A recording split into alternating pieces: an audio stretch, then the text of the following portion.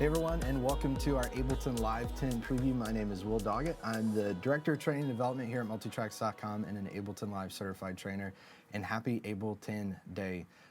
Really excited to do this. This is going to be a blast. The goal of today, and thank you guys for joining us. The goal of today really is just to look at Ableton Live 10, talk about some of my favorite new features. I mentioned earlier in the pre-show, I have 9 pages of notes, so we got a lot to talk about. A lot of changes were made. And my goal, you know, I've seen a lot of great videos already out. The Create Digital Music stuff that I think Peter does. Ill Factor, he did a great video talking about, you know, his 10 favorite things in Ableton Live 10. Great content. What I want to do is kind of maybe step back and just talk about as a whole what is Ableton Live 10 about. Definitely want to show you Wavetable, tell you a little bit of a story kind of behind that and a few things. But I'm really excited. So just out of curiosity, you know, how many of you guys, and you can feel free to comment either on Facebook. I think we're on Facebook, Twitter, YouTube. We'll be primarily watching. I'm looking at Facebook right here. So I'll definitely see your comments there. We'll try to get into YouTube if we can to see comments and answer those. But if you have any questions, just leave them in the comments and we will get to those, which is great. But my goal is to kind of primarily just talk about Ableton Live 10 as a whole and just give you my thoughts, and then again, give you an opportunity to ask questions and say, hey, you know, what about this? Could I see more of this? If I don't know the answer, I'll do my best to direct you in the right way and help you with that.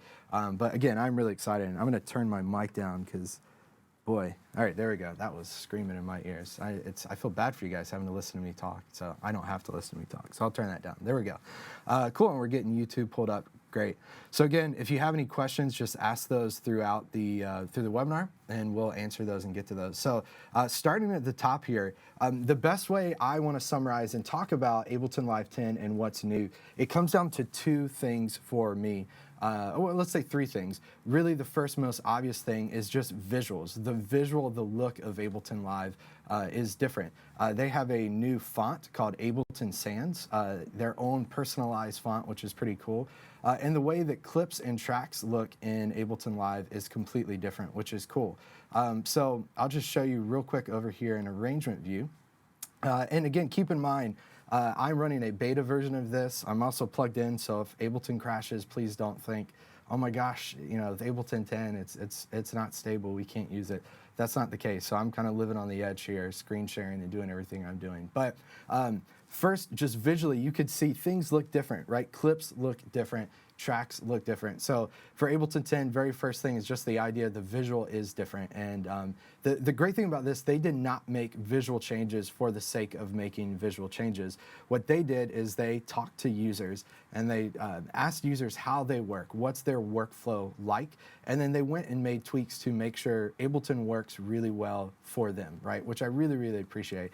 Making software is a difficult thing. There's lots of things you want to do, and they did their best to talk to people and ask people, what are the things you do? And literally sit in a studio while they work and watch them and make changes based on that, which I think is really cool. So obviously we do have the visual component. We'll talk about a few things there. The other one, which is one of my favorites, is sounds. I think this is one of the best sounding Ableton releases yet. I'm a little biased, and I'll tell you why here in a little bit, but I think the presets in Ableton Live are incredible. Wavetable is a fantastic instrument, and again, I have a bit of a story there I'll get to in a second. The new live packs that are available, all the different collections of sounds are really killer. So a lot of really cool stuff in the sounds department. So we have visual, we have sounds, but also workflow. I think Ableton Live 10 is the biggest release Ableton has done, and not from the perspective of a cool new, you know, thing. Yeah, Wavetable is new, drum bus is cool, is new, pedal, echo. Those are new things. Capture is really cool. But from my perspective, Ableton Live 10 is the biggest release because if you've used any other previous version of Ableton, the workflow refinements, the third thing there is workflow. The workflow refinements are just really killer. So with that, let's see if we have any comments, any questions coming in. Nothing so far. All right, cool. Yeah, and we're watching, I'm looking at YouTube and Facebook now. So again, if you have any questions, thanks for the Zoom, Tyler, let us know and we will answer those. So I want to start at the very top, just talk about the visuals of Ableton Live here again. So again, I've got just a session pulled up here in arrangement view. the very first thing you could see is how clips look. They look different. If you remember in Ableton Live 9, clips, we kind of saw the waveform, and then we have the different color bar up at the top. Now the entire clip is complete color, right? This is, again, one of those workflow things that's really, really cool. It makes it really easy to distinguish clips from each other. The other thing that's really nice is clip colors match the color of the track. And there's some cool refinements and cool things that will help as we get through that I'll share when we get to working with tracks, some of the workflow improvements there. Again, small little tweaks, small little changes, but if I zoom in on a sample here, and let's watch this sample, I'm gonna get zoomed in really, really far, and watch what starts to happen here. We get these sample dots that show up. This really helps as you zoom in to give you a better idea of where the waveform is hitting, where it's happening. So again, it's a small change, but it makes a world of difference when you're in live and editing. I was editing some audio yesterday, and was working in Live 9 because the project was still in Live 9. And you know, I'm going through 10, and a few things I would read it in the manual and go, well, that's interesting. That doesn't sound that revolutionary. And then I'd go back to 9 and realize the extra amount of steps I would do to make that thing happen that's one click or one button press now in 10, which is cool. So sample dots is really cool. This is one of my favorite things. So I'm going to go in here real quick and just hit and make an edit to split this clip. And then let's move some of this out of the way. So if you work with a lot of clips, whether you're producing music or you've got stems, you notice typically to get to fades, right, we have the little red line there. Well, now fades are always available to us. So right on the edge there, our fades are constantly available, and I can go in and I can tweak that fade and make changes there to that fade. But this is always available to me, which is nice. Again, just a small little workflow change there, an improvement. And then what's cool is let's clear our fade out here, reset it, and I'm gonna move this clip next to this guy, and let's see if we can get a crossfade going now. So now if I go here, I can create a crossfade, and you can see the visual of the crossfade, it kind of disappears, and again, small thing, it disappears when I'm not in it. Oop, let's get back. Let me trigger this guy so you can see, there we go. It kind of disappears, but as soon as I need it, it's right there and it's available to me. So a small thing, but just the access to fades on the clips is really, really cool. One of my other favorite things, and again, post what you want to hear more about and talk about that. Yeah, Carl says, yay fades. I agree with you, Carl. Santiago says, will previous version sessions be fully compatible with Live 10? Yeah, you can open any previous version of 9 and 10, but obviously you can't go back. Josh has a great question. How much does it cost to upgrade from 9? So here's what I encourage you to do. If you have any questions about upgrades, any questions about pricing, do this for me. Go to sweetwater.com, search for Ableton Live, or call a Sweetwater sales engineer. We work with Sweetwater all the time. There's no one that knows any product for worship or just for DAWs or recording better than the Sweetwater sales engineers. Go there, you can search for Ableton Live. You can buy Ableton Live 9 right now. I think it's at a 20% discount. And then when Live 10 comes out, you'll get an upgrade for that, which is great. So you can go to Sweetwater, click on the product, and they might even have a note on there about the upgrade pricing. If not, you can chat with them, call a sales engineer, and they'll talk you through all the details of that, which is great. Another question I saw show up earlier, I don't know if it's here, but I did see someone mention that. They said, hey, I just bought Ableton Live. What about that? What do I do? You can go to Ableton's site, ableton.com, and they have a kind of a FAQ there that in it, I believe they mentioned, I don't want to say the dates wrong, they give you a date range where they said if you've already purchased Live from this date to this date, you're kind of grandfathered in. So as far as pricing, check out Sweetwater. Also check out ableton.com if you have more questions there, which is great. So yeah, and Tyler just posted that link. Awesome. So again, you can go to Sweetwater and check that out. Let me show you one of my other favorite things here. So if I create a MIDI track, if you remember, man, going in, really basic kind of Ableton training stuff.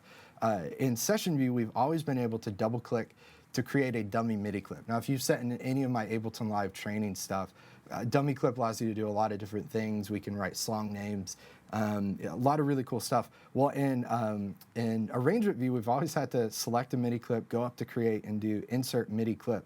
There you go, right? Command-Shift-M. If you've seen the videos where I talk about, and we talk about our Ableton, advanced Ableton template, talk about creating a markers track, locators track, we have to create a lot of MIDI clips. You select space, Command-Shift-M, The beautiful thing about this now is I can select amount of space and double click to create a MIDI clip, right? I could drag it to get it the length that I want it to be.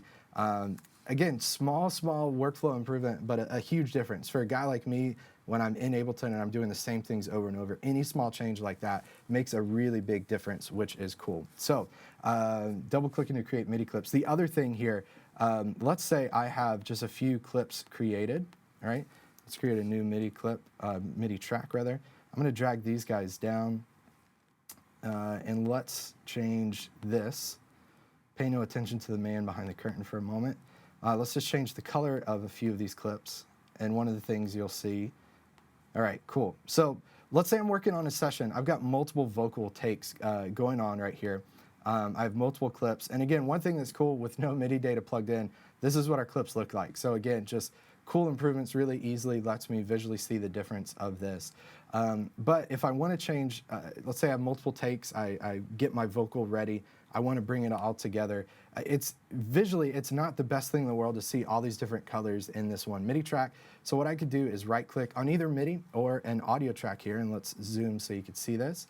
And I can go to assign track color to clips. Small thing, massive difference. Assign track color to clips, and watch what happens to our clips.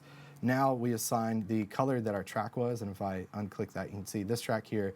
All these clips now match that color, which is great. So that this makes it super easy to make all your clips match the same color as your track. And again, these changes are going to make the biggest difference when you're in the middle of a session. You're focused in, you're honed in. You don't want to get distracted by little things like that and want to have the best workflow possible. Cool, so that's some thoughts on visual. Again, if you have any questions, post those and we'll get to those, which is great. Let's talk about sounds. Now, for me, again, there's three kind of basic pillars for Ableton Live 10 that are massive here. One, like we said, it's visual. We've looked at that, some of the visual changes. It's sounds, and it's also workflow. And again, we'll talk about these kind of throughout and talk about different ones. The next one for me, though, is sounds. And again, I think Ableton Live 10 is the best sounding release that Ableton has ever done.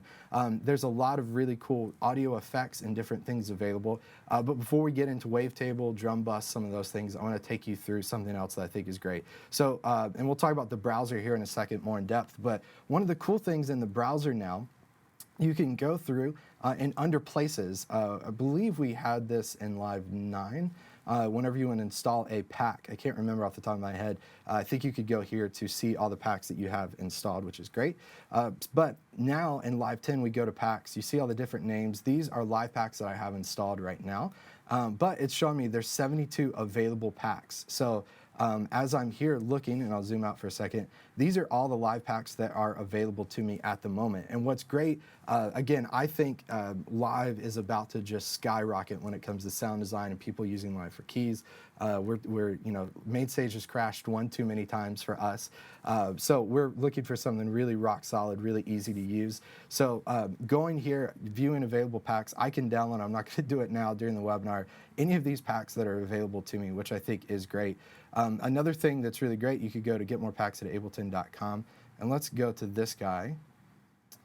And let's just see what we have going on here. So on the Ableton site, there's also, let's see if I can find this, a bunch of new packs that, again, I don't want to misspeak, but I believe are available by default when you get Live 10 curated collections. Here we go. So a lot of really cool stuff. Build and drop, a bunch of different sounds. Glitch and wash, drive and glow, punch and tilt, skitter and step, chop and swing. But the essential instrument sounds, yeah, here we go. See what sounds come with each edition. We'll come to this in just one second. Live 10 Suite comes with 4 new in-depth instrument packs. Drum Essentials, Synth Essentials. I have that keyboard sitting in my office right over there. Electric keyboards, drum booth. So if you've been looking for really good Rhodes sounds, Electric keyboards is an amazing pack. Really cool. Synth Essentials is really, if you're just looking for great pads and pads that are just, I don't want to say basic pads, that sounds maybe like a bad way to phrase that, but just standard pads, right? Standard sounds that you just need when you're creating music and looking for, you know, how to use it. Synth Essentials is full of a lot of those. So I want to take you through a few of those here real quick. Some of my favorite things in Synth Essentials to give you an idea of the types of sounds that are available there. So again, in Synth Essentials, essentials, different types of instruments based off analog, operator, collision, simpler, and tension. We have different samples, different sounds. Again, I'm working with a beta version here, so not everything will be available by launch possibly. But what you could do is go in and choose different pad sounds and just see kind of what comes up here. So let's see, try this guy.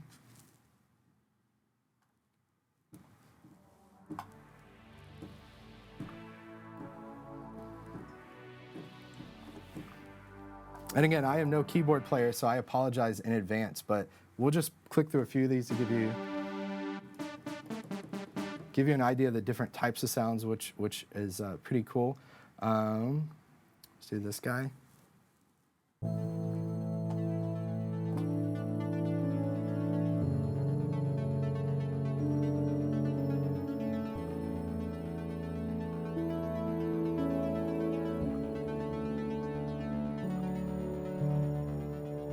Right, and one thing I'll mention, I've heard from a lot of people throughout the years that get frustrated when they're digging through live and trying to find sounds that work for them, specifically just really basic pads that work really well in a worship context, pads that work great kind of in this ambient vein. Again, I think this is the best release Live has done to answer that, to create sounds, pad sounds, lead sounds, bass sounds that are really, really functional, that work really, really well. So I think everyone's going to be really pleased with this. Synth Essentials is a great pack that you can use that's going to help with some of the sounds. And we'll walk through some of the individual instruments here in a second.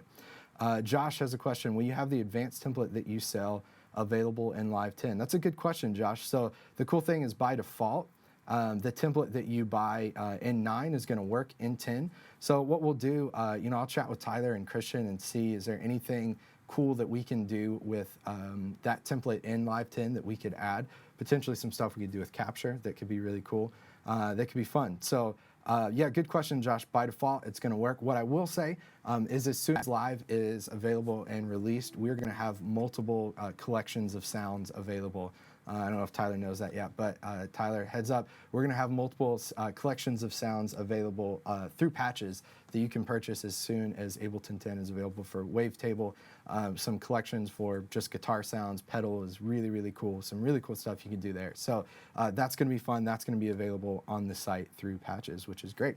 All right, so moving on, let me take you through some of the new instruments. The couple we're going to talk about, drum bus, is really, really cool. If you are creating a lot of your own music, producing your own music, and you're trying to make your drum sounds sound a little more professional. I don't know for you, but for me, I've always struggled when it comes to drum sounds. And yeah, there's great collections, great stuff like what Paul Maber is doing for actual drum sounds, but and drum samples.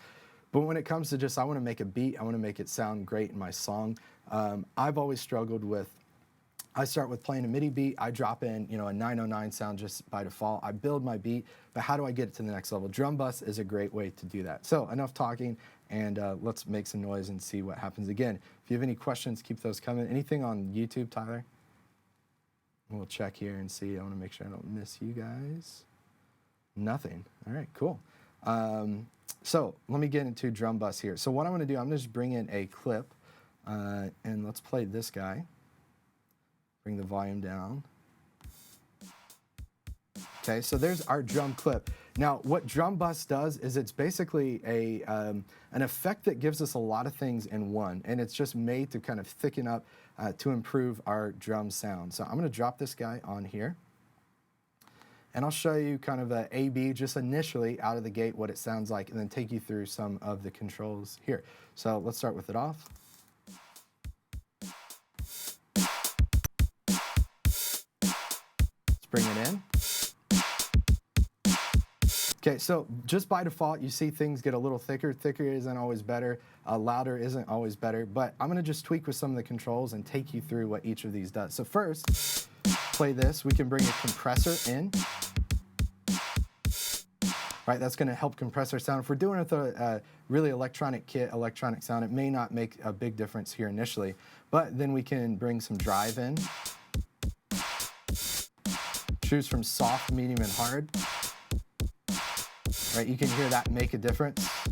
Adjust that level. We could adjust the trim of this. Right.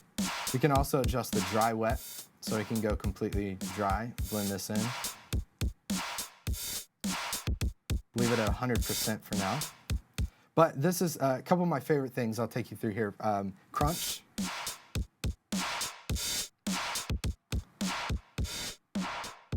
All right, so basically we're kind of dealing with a filter sweep here. And listen to the transients, the high end of the loop as I adjust this guy. And let's see if I can zoom in a bit there, so you guys can see that a little easier.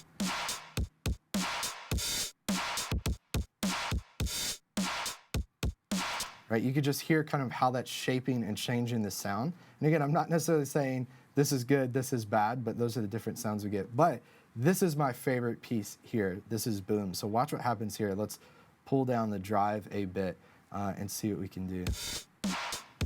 So I'm going to hit go, and what go is going to do, or not go, hit the MIDI note there. That's going to find out what the MIDI note is that's kind of most prominent in this sound, and watch what it does as soon as I turn boom up.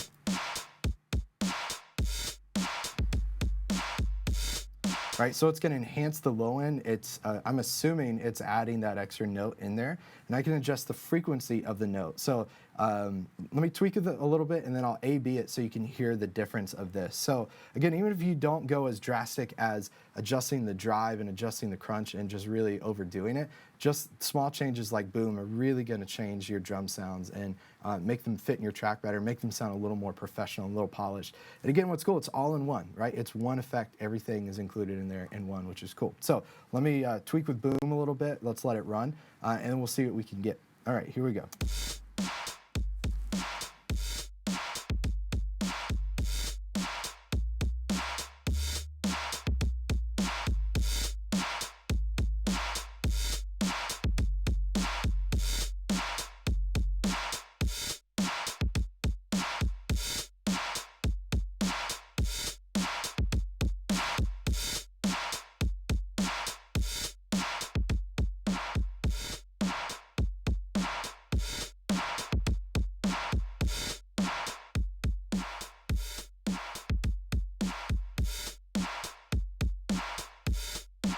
All right, now let's compare those two. So I'll turn the effect on and off so you can hear it in action. Right, and at first it's one of those deals you leave it on and you go, well, that's not making a big difference. And you take it off and suddenly the track just loses all its life, right? So let's take it on and off and again show you what's happening there.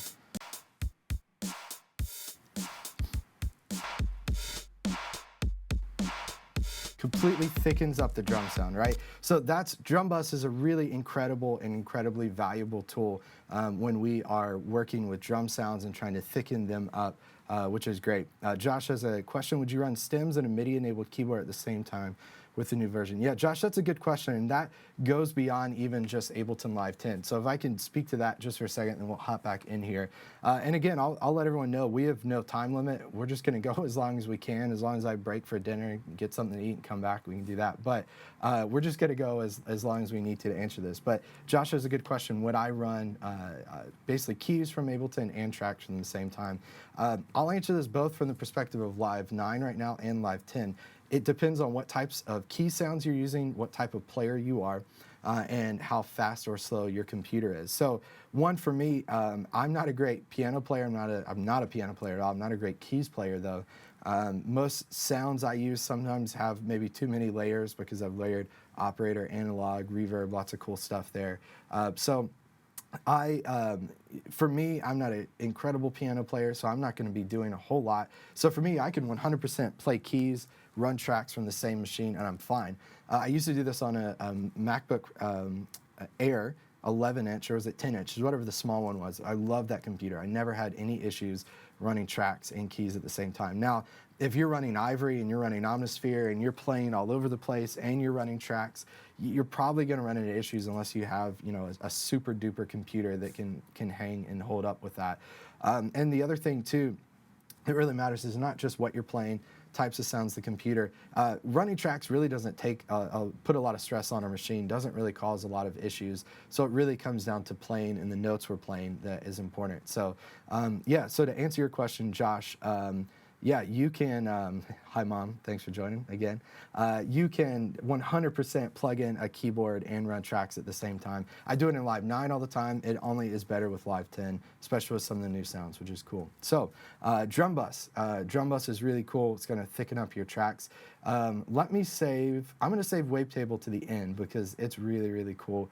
Let's get into echo. So echo kind of is similar to drum bus. Well, it's completely different than drum bus, but it's a similar concept, which it gives you a lot of things in one. So let me just pull in, and I'll show you a few of the things. These are a few of the things I've been doing.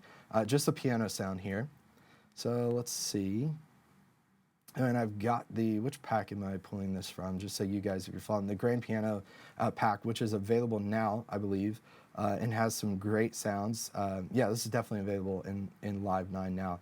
But I'm going to pull in one of these grand piano sounds here. Let's see, mellow solo. Let's see what this does for us. And yeah, as you guys are watching, feel free to leave a comment. Let us know where you're watching from. Would love to hear. All right, get some water. Stay hydrated, folks. Okay, so there's our piano sound.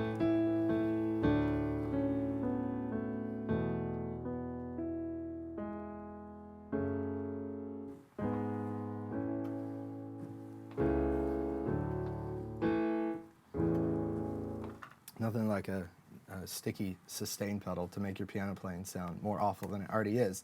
So there's my piano sound. Not too terribly bad sound. It does, respond. It gets warmer, it gets brighter, softer, louder. But echo's going to do some cool things for us. So by default, echo is basically modeled off a vintage tape delay, right? Can do a lot of different things. So there's a left side, there's a right side. By default, these are linked. So as I change one, it's going to change both of them, and they're going to play the same note value. So let me just play a little bit, tweak. We'll talk through the settings, see what happens. So by default, this is what we have. Right, so it's set to eighth notes. So by default, what's cool, if I leave this way, maybe adjust the dry wet a bit. And again, the eighth note value here is defined by whatever my tempo is. So let's leave that set to 105, and let's just play.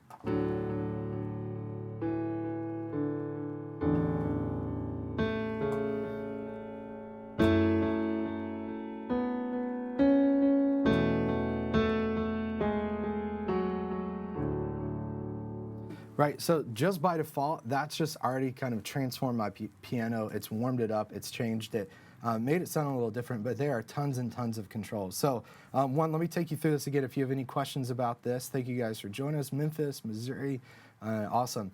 Any questions, make sure to leave it in the chat. So one, if I click this is gonna unlink the two sides. So what I could do is on the left, keep this at eighth notes. On the right, let's make it 16th notes, right? And now we have this.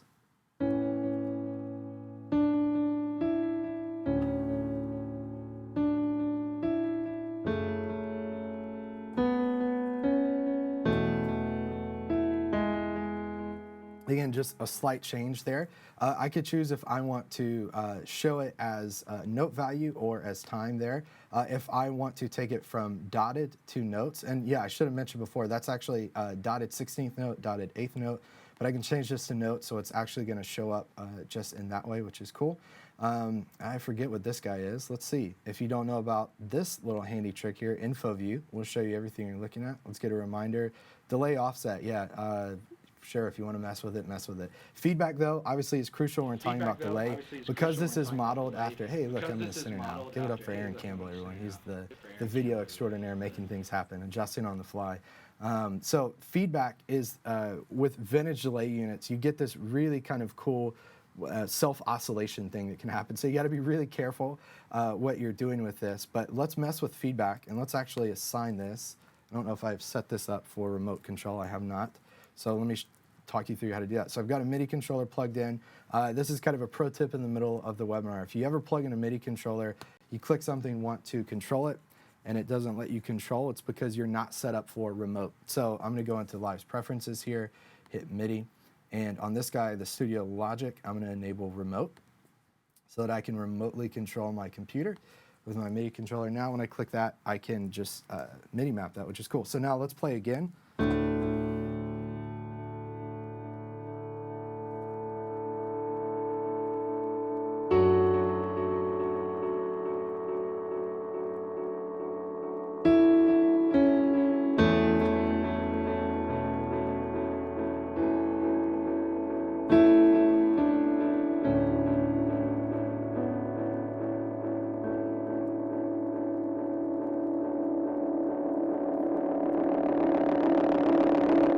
So again, altar calls all around the world will never be the same after this. Bad piano players can finally be hired to play during altar call.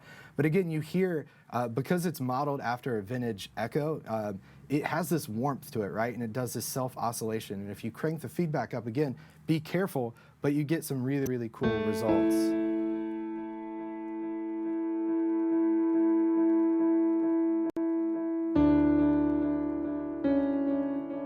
So, and again, I could go on forever and ever with that. Lots of really cool things you can do there. You also get kind of visual feedback based on what you're doing. One of my favorite things, there's a filter built into this, so you could choose, am I going to filter the highs, filter the lows? So especially on these warmer sounds, let's get some feedback going here.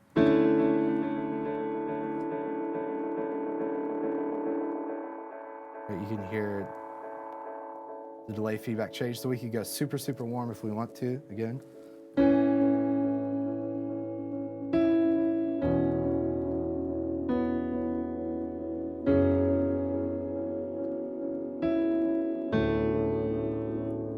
Right, and already really gorgeous sounding. Now the other thing I could do here is assign dry wet.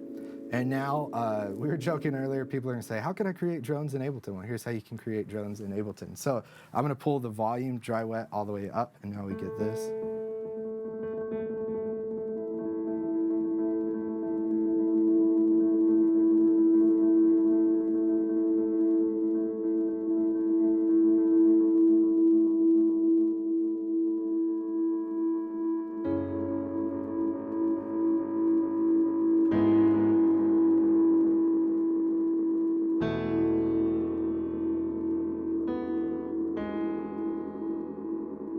You get an awful piano playing, and again, that's like the greatest sound in the world as guitar players.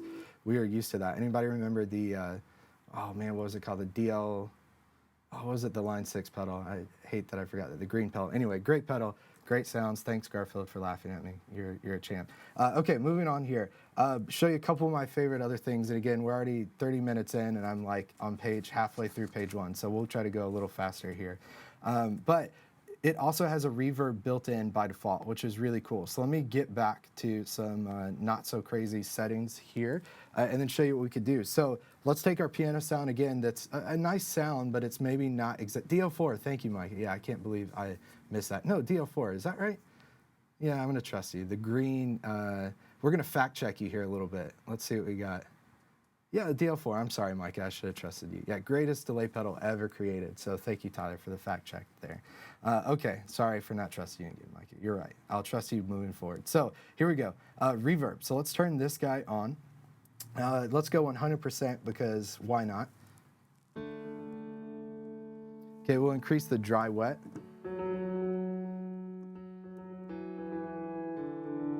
Right, so you start to hear the reverb taking effect. Couple settings here that really, really change stuff. One, we could change, are we in stereo? And I think this is for delay, not just reverb. Ping pong, so you get the delay. You hear it going, ping ponging left and right, mid side. You guys that know things about mixing and mastering know that is stereo. You can hear stereo just kind of comes at you on both sides. Ping pong goes back and forth. Right, which is kind of cool. But here's what we could do with reverb. So right now it is set to post. I can also make it pre-delay, post-delay, which is really neat. I can increase the decay of the reverb, and this is where we get into pure ambient joy, right? We could create drones for days. I know you worship leaders are all about the drones. We could do really, really cool stuff here. Change stereo. Everything that's big, let's make it big minus output. I don't want to blow our eardrums out. Dry, wet, 100%, and let's see what we get there.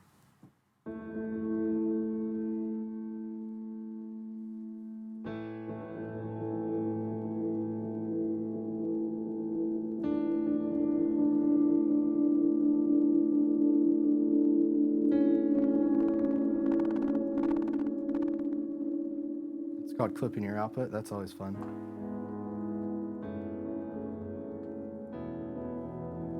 Right, but you can see you get some really, really cool stuff happening there.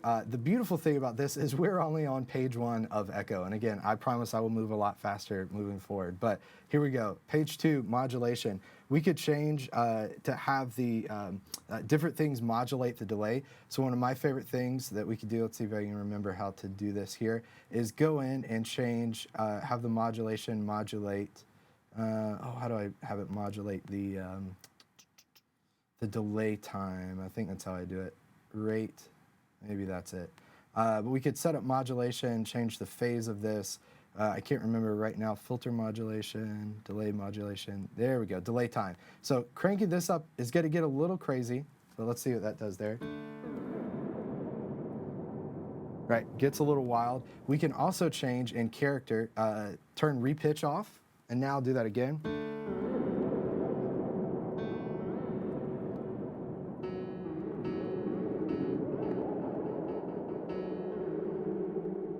Get the crazy kind of mute mathy stuff. Let me get back to a normal setting here, and I'll show you the last couple things that I really like about Echo. Yeah, let's not add an extra Echo. Let's start a new one. So here's our default. Go into character. What you can do, you can enable noise because, you know, why have a clean sound, add noise to it. But wobble is really cool. So this is going to give you kind of that, I guess it's the 80s-y, almost chorusy kind of wobble to your sound. So you can adjust the amount. You want to be careful. Don't go crazy with this. But let's just keep it here and listen to that. Right, and you hear it changing the pitch of that. So I think for me, I found like the sweet spot was around the 20s. Right, so it does it slightly, which is cool. You can also enable ducking. So this can get really, really crazy, especially as we bring the reverb in. Let's just go crazy with this guy for a second. Let's enable ducking. Decrease the threshold here and watch what happens. Right, so the sound is happening as I play. It's going to duck the reverb so you don't hear it. And then it's going to come back up. So you could go really drastic, or it could be really just kind of blended in with what you're doing, which is cool. So there's ducking. Gate, for all you Phil Collins fans, you could do some gated reverb stuff. Lots of really cool stuff. And again, I knew I was going to do this and go way too long in this, but Echo is one of my favorites. Tons of options. Again, we could change the reverb from pre-post into feedback, just create incredible, incredible drones. Lots of cool options there, which is cool. So moving on, any questions? No, it doesn't look like it. Anything on YouTube, Tyler? Let's check and see before we move on. No, the YouTubers are quiet. YouTubers, you can comment away. Unless I might have, you have to approve comments for them to show up turned on. And so can you reverse ducking reverb first? Reverse ducking reverb first. I think I know what you're saying. So can I change, yeah, that's a good question. If we put reverb pre and we enable ducking, yeah, I think it's all gonna do everything. Yeah, so it's not like the reverb's gonna stay there if that's what you're asking. Yeah, but anyway, tons and tons of options and settings on EQ or on Echo, which is cool. Let's look at pedal. I wish I had my guitar because pedal is really most powerful when we're talking about it from a guitar perspective, but even from a synth perspective, we can do some cool stuff. So let's dig in here and let's see what we got. And again, I'm still on page 1, so this might have to be a multi-part webinar, but we'll see. I'm gonna just pull in a synth sound here. I think this is the one I wanna use. Nope. There we go, okay. So here's our synth sound. Here's what it sounds like by default.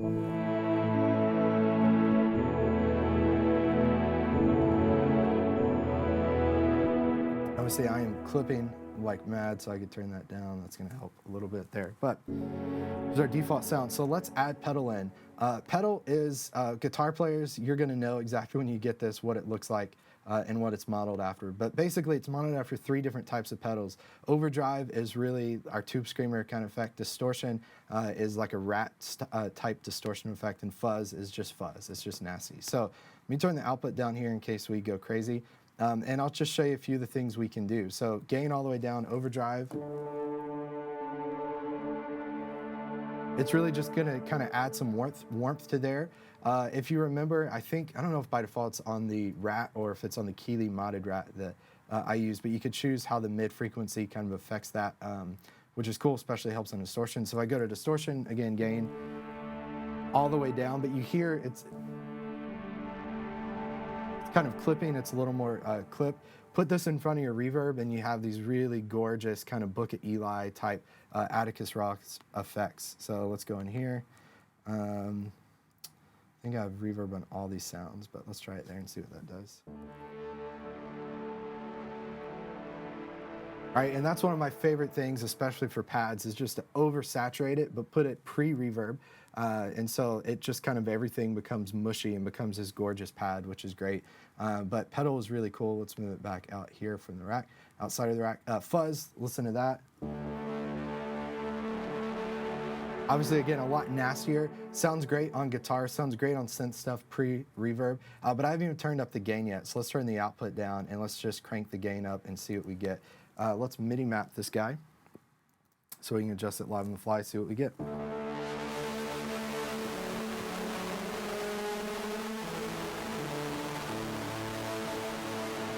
Right, it's just completely terrible in the best type of way, right? Sounds awful, but it sounds amazing at the same time. Here's the distortion style.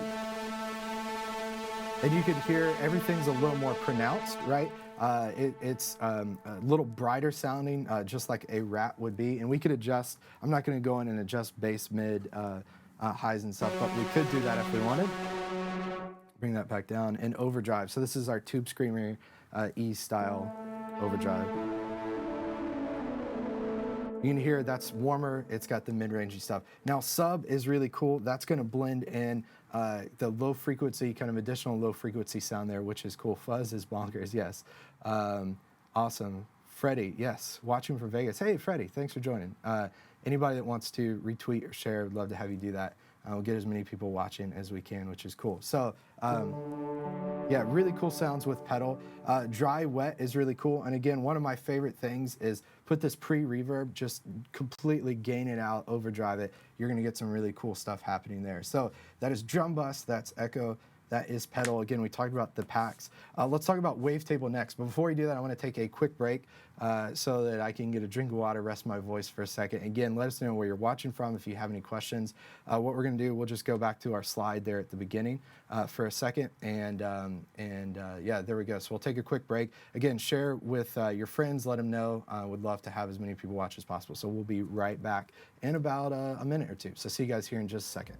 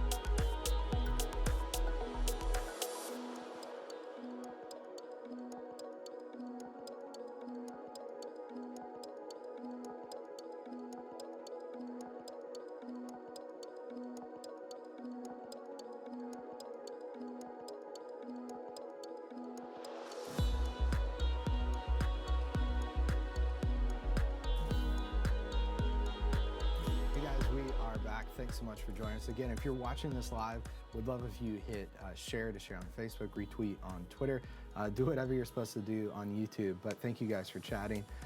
We will be watching comments kind of as we go throughout, and I'll be addressing those. Thank you guys for watching over on YouTube, watching on Facebook. So we're going to talk about wavetable next. Excuse me, before I do that though, David asked a great question, which David, I'm going to kind of answer your question and ask you to trust me for a moment, and then we'll really get into some of the specifics that will answer this in particular. And I have to grab a seat because I'm getting a little tired up here. So David said, apart from all the awesome new sounds, what are some of the new features that will be useful for someone who uses Ableton as their main DAW to produce and record music? As someone who primarily records guitar along with the occasional synth or two, I'm trying to figure out if the upgrade is worth it for me. So David, yes, in a moment, literally right after we get through Wavetable, which seeing how long it took me to go through Echo may be the next 4 hours, but once we get out of Wavetable, we will talk about some of the things I think that are going to be really important and make the upgrade worth it. So again, one, I talked about the three kind of categories of things that make Live 10 worth it, and new is the new look, all focused on working faster and better and more user-friendly. The second thing is the sounds, and I've actually spent a lot of time, and again, I could spend hours and hours talking about that. We'll look at Wavetable next. The third thing is just workflow improvements, and all the workflow improvements. I saw an article earlier, I think from Create Digital Music, Peter Kern, sorry Peter if I mispronounced your last name, where he was basically saying, the changes to arrangement view and editing are massive. So we'll get to that in just a second to talk through that. So David, trust me for a moment, and when I say yes, the upgrade is 100% worth it, go ahead and call Sweetwater, head over to Sweetwater, let them know you want to do the upgrade. But I can try to prove it to you in just a second as well after this. So let's get into Wavetable. Now, I'll tell you a bit of a story. One thing that was cool for me, I was able to be a part of some of the sound design, creation, and process for Ableton Live 10, which was really honored to be a part of. But my buddy that was leading that process reached out and said, hey, we've got this new synthesizer called Wavetable. I don't know if you're into Wavetable synthesis, but some people are really into it. And I thought, oh man, that's not me. I'm not a synth head at all. Well, I am. I mean, I have a Juno 60. I love it. I can get into synth stuff, but you got to be the type of guy that loves making fart noises with modular synthesizers. And I'm not that type of guy, right? You hear one fart noise, you hear them all when you get a modular synth. But I started looking at Wavetable, and I thought, one, I don't know what this is, but when I really started to look at it, I went, this is incredible, and the types of sounds you can make from this are incredible. The usability you get from it is incredible. So what I want to do is just take a little bit of time here and just kind of walk through that and walk through some of the features. Again, stop me at any point if you have questions, just put those in the chat either on YouTube, Facebook. There's probably like one guy watching on Twitter, so that one guy, you can put your comment on Twitter and we'll ignore it, and then you can come into Facebook or YouTube and we'll answer it. But anyway, let's get into Wavetable. So this is what Wavetable looks like. It looks, real cute and sweet right there.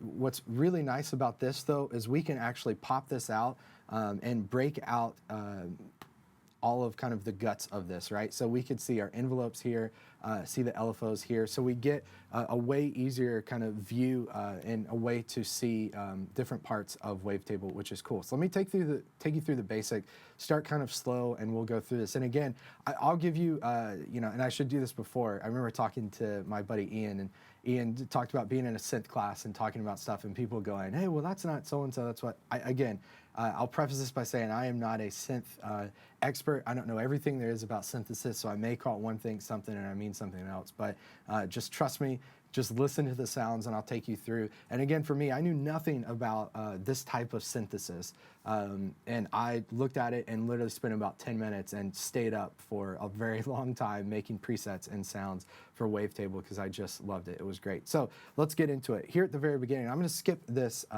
this first part here. We'll come back to this in a moment. But we have the ability to pull up different types of sounds, different wavetables. So we have categories of sounds here: basics, collection, complex, distortion, filter, vintage, retro. And then within those categories, we have all different types of, I don't want to call them samples, but I guess wavetables, different things we can pull up here. So there's these great sounds like Jupiter, that we can pull up, Juno, different sounds that we start with. And basically what we get is we get this kind of visual of the sound here, right? And what's cool is if I play this just for a second, by default, this is what this sounds like.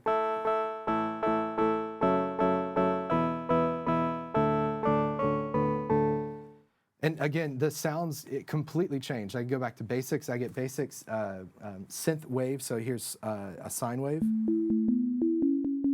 right? And just scroll through these a little bit and let's see what we get.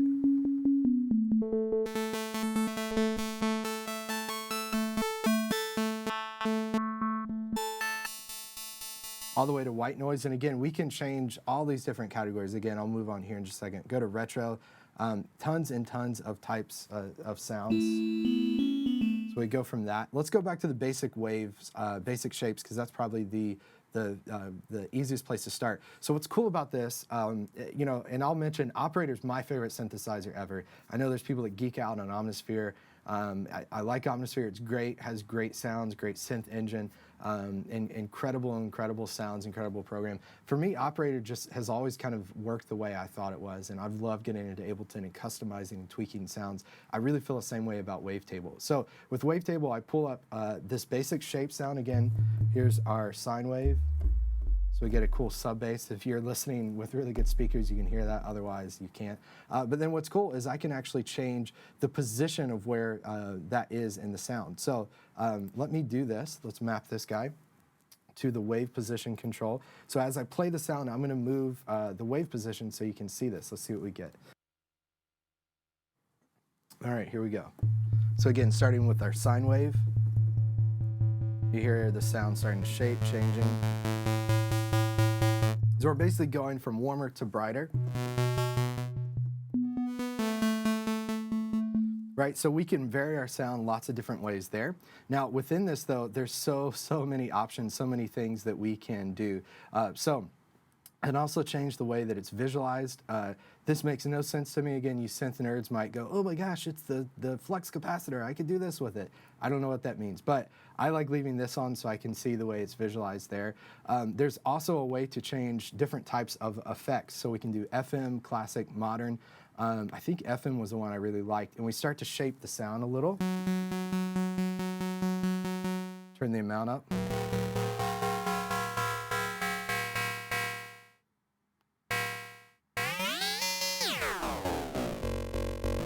Right, now this is the portion where we get into the fart noises and you go, he lost me, right? This isn't practical for me.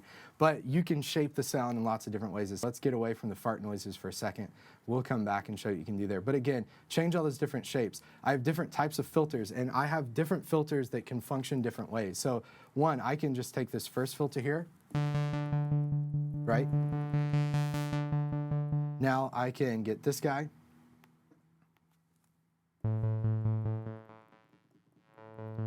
And I can either have those filters run in serial, parallel, split.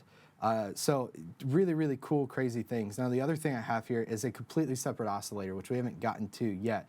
They can have a completely different sound. Let's say just on oscillator 1, let's keep these guys in serial. And we're only going to work with this first filter here. So let's leave that guy there and get back to where we want to be.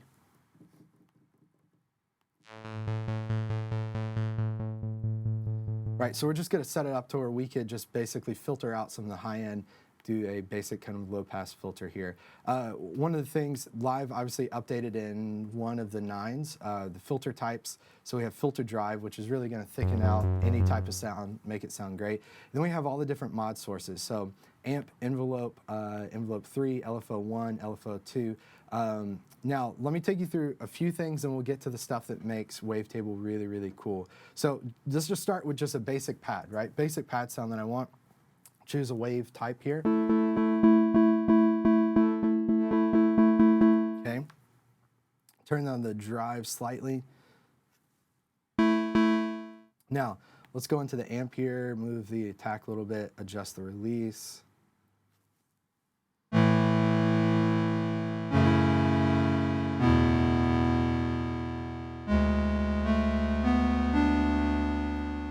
And again, apologize for my playing in advance, but you get the point. I can turn the volume down. I can also adjust, is it a monosynth or polysynth? I mean, tons and tons of options. I can't go into all of them here. But basic, here's kind of my basic pad sound that I'm starting with, which is great. Now, all you worship musicians, or just anybody that loves ambient stuff, obviously we primarily deal with people using live in a church setting, running tracks. Unison has some really cool stuff. All you keyboard players will love Shimmer, which I like to make fun of all the time, but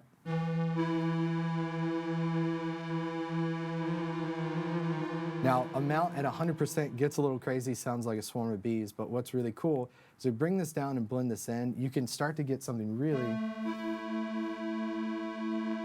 kind of musical that thickens it up. But for pad sounds, going to, let's see, which one is my favorite? Classic, just for unison. Listen to how thick the pad gets, and let's go to none. I'll play for a second, and then I'll bring these in, and just listen to how this changes.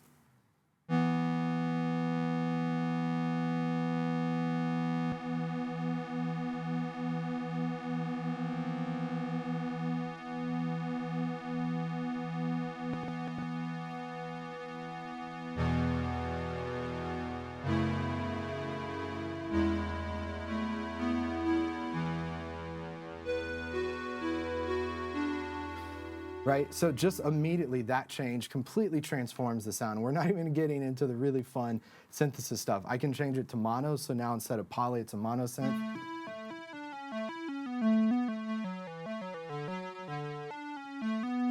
Right, so do some cool lead stuff. Now here's where it gets fun. I'm gonna click on this wave position controller here and go over to matrix. And what you'll see is suddenly I have the ability to increase the LFO and have the LFO affect that, that basic shape where the wave position is. So I'm gonna turn the LFO up here. Right, and what you see is happening is the position of that wave is changing based on the speed of the LFO. So this is a perfect opportunity to break this out so I can see the LFO, and we're dealing with LFO 1 here, right? So let me zoom in there so you guys can see that. You can see the speed, the different, the type of wave that we're dealing with here for the LFO. And again, LFO, pardon the simplicity of how I explain this, but LFO is basically an oscillator that's so low we cannot humanly hear it, and we're gonna feed that into different controls to affect it, right? To change it over time. We're gonna modulate it, almost like we're automating the sound, but kind of in real time, right? So turned up the LFO on oscillator 1 position, which is changing the wave position where we are on basic shapes there.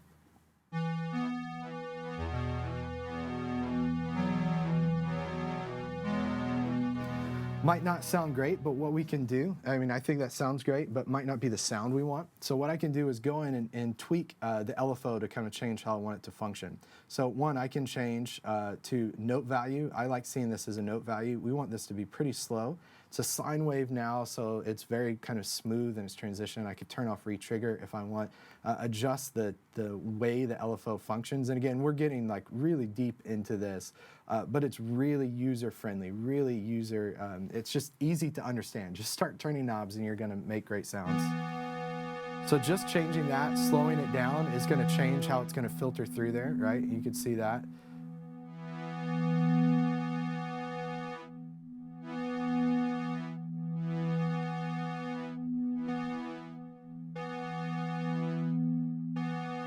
Right, and let's put this guy quarter note so we get a bit of kind of a sidechain effect.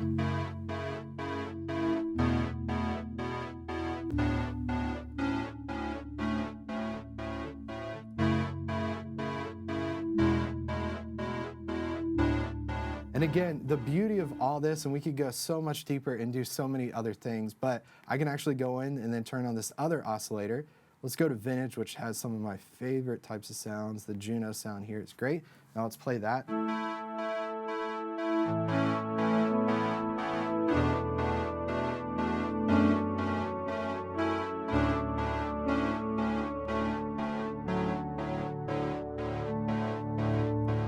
And again, the same control that we had on our other sounds and the way to shape that oscillator we have over oscillator 2, which is really, really cool. So that's just a really quick look at wavetable, which again is one of my favorite instruments in live and has some really, really cool sounds. Again, the unison stuff I think is killer. Gonna make really, really great killer pad sounds with wavetable, which is great. So awesome, let's keep going. And JD says, do we go through the new functions out the layout net? No, you are here in perfect time, JD, to get into that. Good to see you again. So let me open a live file here so that we can work from this. Just a session. Again, if you guys have any questions, can you load your own custom wavetable? As far as I know, you cannot. I can imagine, though, that that might pop up at some point. Again, I know no inside information, but that'd be really, really cool. But again, it's for me, synth guys will really love this. You guys that geek out, or girls that geek out over the fart noises from modulars, will really enjoy that. But even for me, a guy that just gets in and turns knobs and has a rudimentary knowledge of how to do this, I love it. Right, really, really cool. So let's get into it. Move that chair out of the way. So again, three biggest things with live is the look, the functionality, and the sounds. We've talked a bit about the look, talked a bit about the sounds. Now let's get into some of the workflow improvements and functionality. Again, if you have questions, ask those live, either Facebook, Twitter, or YouTube, where we're streaming now. And again, we'll go a little bit longer. I'm only on page 2 of my notes, so I can't imagine I'll get through all of it. We have to go home at some point, folks, but we'll keep going. So let's start when we talk about clips and the improvements to clips. So I talked about one of those earlier, which is fade handles. So again, the idea, I create fades here. The fade handles are always available to me.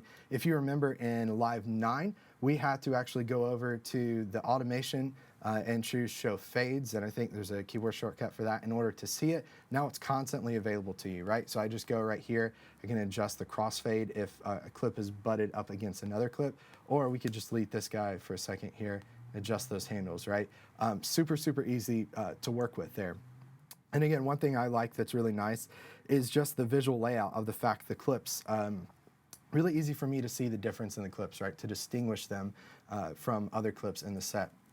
The other thing we can do, if we have a track with multiple MIDI clips, let's see if we can, I don't have anything prepared here, but let's create some MIDI clips. Let's add some notes in these. Right? And let's create another MIDI clip and add some notes in this guy. Okay, and then what I can do is select both of these clips. When I go down here to detail view, what you'll see is both sets of notes from those two clips are available to me in detail view. So what's neat is that first clip here, the clip color is going to match in the MIDI notes, which is killer. So I know this pink note here is from that pink clip, which is part of the pink track. It's a small things, but the color changes are massive here. So this starts to get into, was it David that asked the question, I do editing, all that stuff, producing. This is the stuff that you're going to love. So I can go in with both of these clips selected, just go and adjust these parts together at the same time. And the devs at Ableton, they did a great job of thinking how users use this. And again, like I said, observing, actually being in the studio with people as they're working and figuring out how can we improve this, how can we make the workflow faster. So multi-clip editing is really cool. Imagine this for drum parts. If you separated, maybe you build a drum rack and then you did extract the chains so that you have separate tracks, maybe EQ them differently. Take those clips and view all of them at once and nudge things together.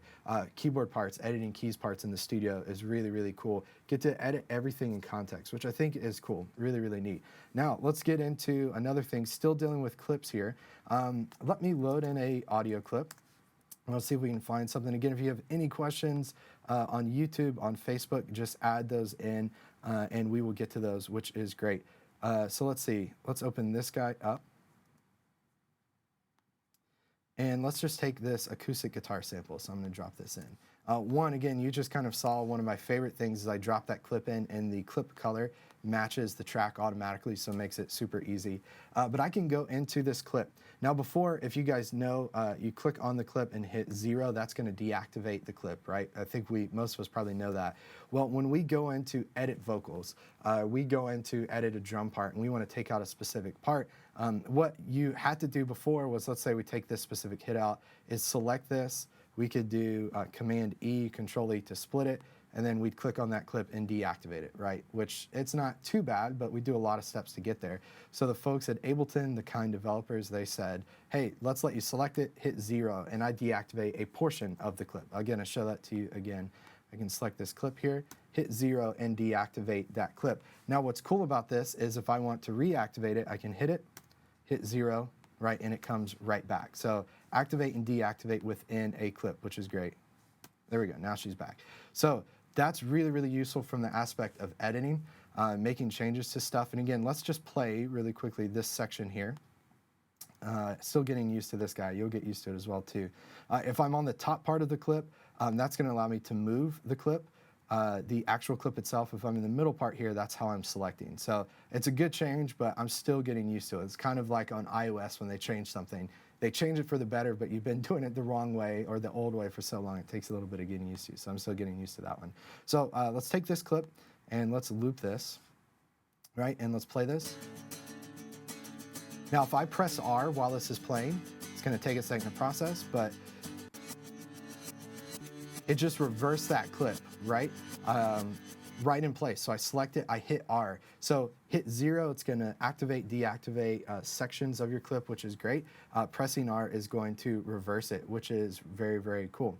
Okay, a couple other things. This is one of my favorites. So I'm going to go in and warp this clip real quick here.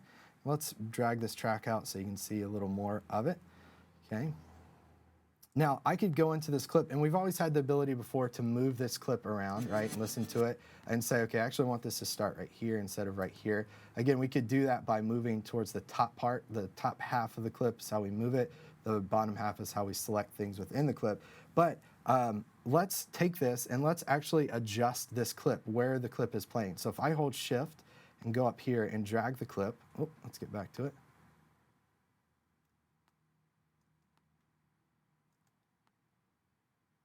I thought I could do it that way. I can't remember how I do it. Still learning. So there's a way to, if I can remember, this is warped. There's a way to extend. Oh, I know it's throwing us off, I think. Let's get rid of that guy.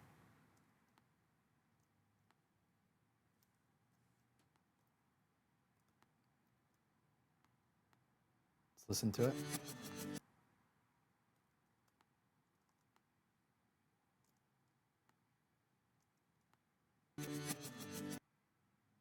Okay, let's see. Shift Option drag to slide the waveform. I think that's what I was doing. Shift Option, there we go. All right, there we go. So this is cool. If I want to, and again, pro tip, I still use this all the time, info view. As I'm learning live, Aaron asked earlier, he said, why do you have that thing open? And I said, I'm still learning it, man. You gotta leave info view open so you can learn what you're doing. So as this is playing, I hold Shift Option and I'm dragging around and it's letting me choose which portion of the clip to show. So you can even see down there in detail view. And if this makes sense, the clip is staying the same length, right? But I'm choosing which portion of the clip to drag around, which is cool. So that's one of my favorite things there that I think is really neat.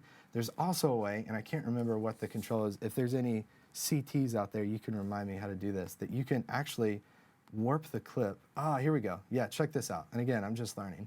Live on the air. It's a way to be prepared, Will, right? So I'm going to hold Shift. Now, if I do this, sorry, not holding Shift for a second, but if I do this, just move my mouse, I'm getting the loop brace there, right?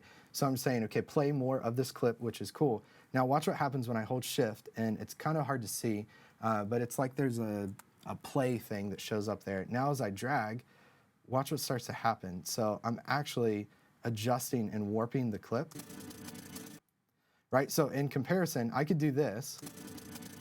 Let's get back. In comparison, let's play it.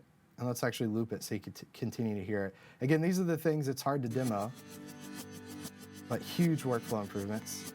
Now, so if I drag the clip sounds the same, I'm just playing less of it, right? Does that make sense to everybody? Now watch what happens when I hold Shift and drag the clip. Yes, I'm changing the length of it, but I'm warping it as well. Again, as opposed to not holding Shift and doing this. Sounds the same, but I'm just choosing to play less of it.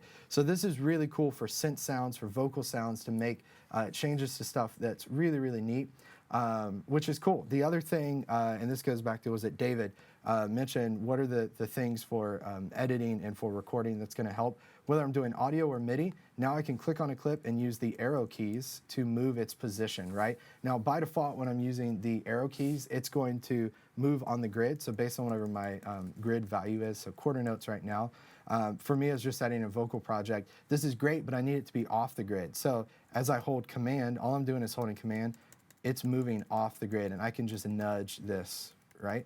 On and off the grid by holding Command. Small thing, huge change, which is great. Chase MIDI notes.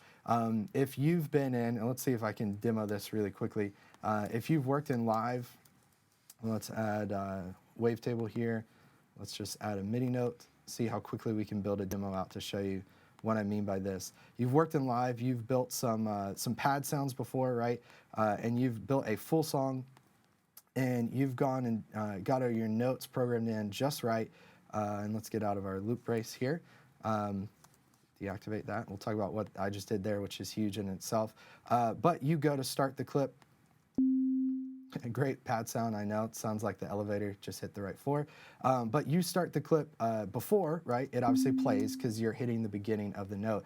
But if you start the clip here, and I gave it away, it normally doesn't play. But this new option called Chase MIDI Notes, which I believe, yeah, we could turn it on and off here. What that means is I don't have to be at the beginning of the note to trigger it. If you've ever done a song and you've built a drone to go throughout the entire song, there was a project I did a while back just for fun where I did that, and I had the drone go the entire song, but it only started and triggered at the beginning. What stinks is if I stopped and started in the middle, I wouldn't have that drone. Now with Chase MIDI Notes, it's going to catch the beginning of that, of the clip, and continue to play that. So Chase MIDI Notes is really cool. I'll stop that now, which is great. Clip fades we talked about, clip crossfades. The detail view, this is huge. Again, small changes that make a really big difference. Let's see if we can get back to, yeah, there we go, our audio clip. So if I double click here, and I'm just looking at this clip, look at what's happening with detail view. Detail view is adjusting to where I am in the selection. Let's actually drag this out so we can see the full song. Now, if I just go into one section here, as I select and zoom on this section, down in detail view, it's actually zooming in so that in detail view, I'm only seeing the section I'm looking at. If you've ever gotten lost in a live project as you're working on stuff, yeah, Chase MIDI Notes is awesome.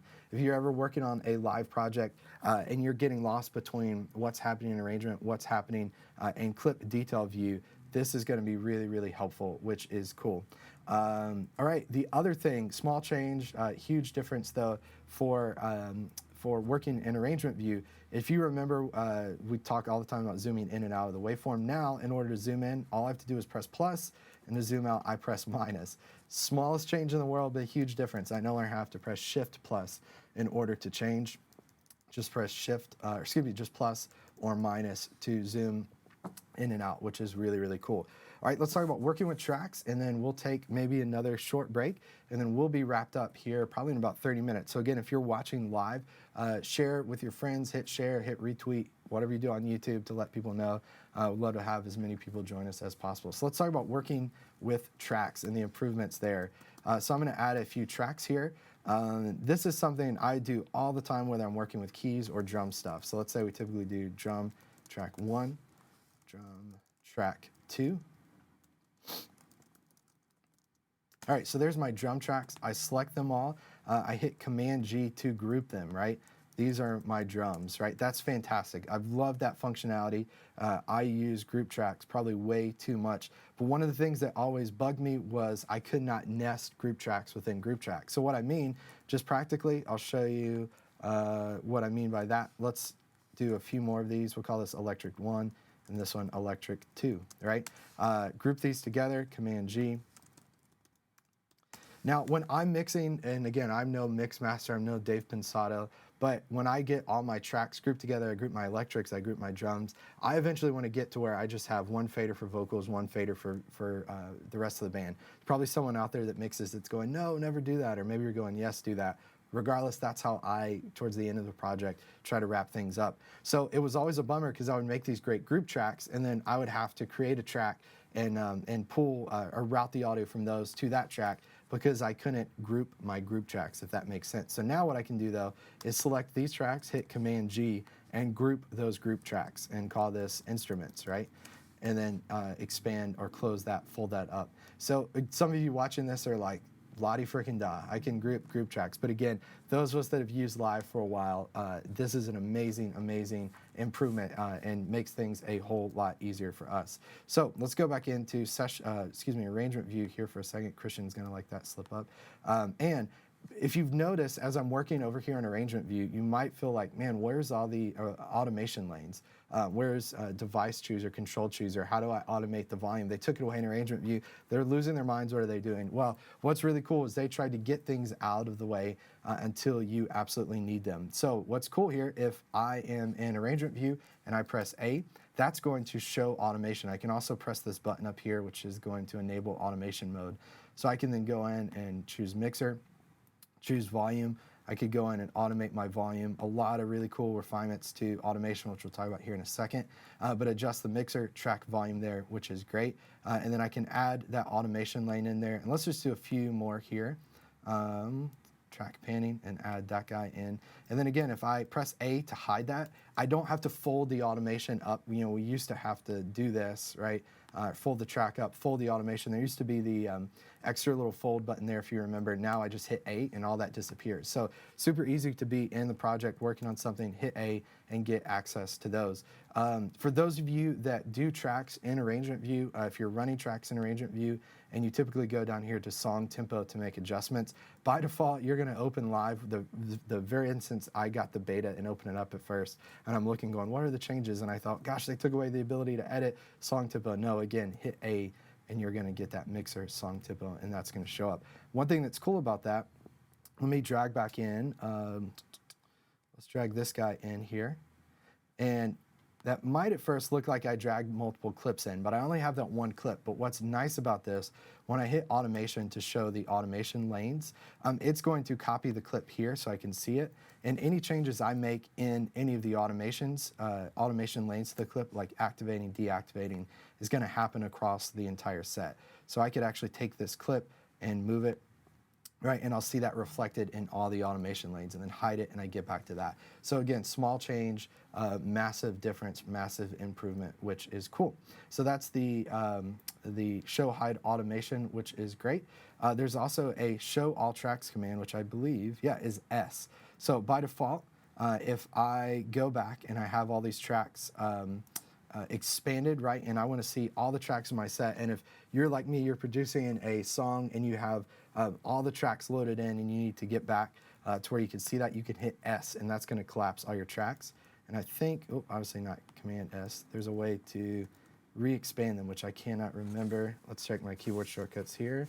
If anybody remembers off the top of your head, chime in, but I believe it is, stand by.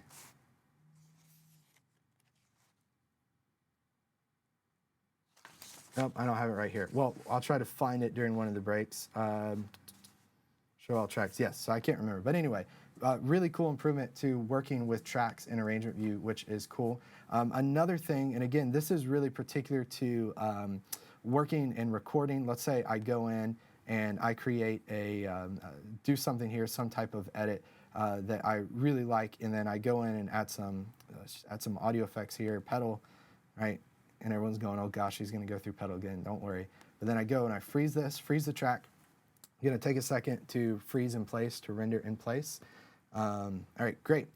So that's frozen. I put a looper on it. I don't know why I would do that, but I did. Now, if I create a new track here, and I want to take this one single clip here and drag it to a new track, now when I drag it, it's going to, let's get out of the group.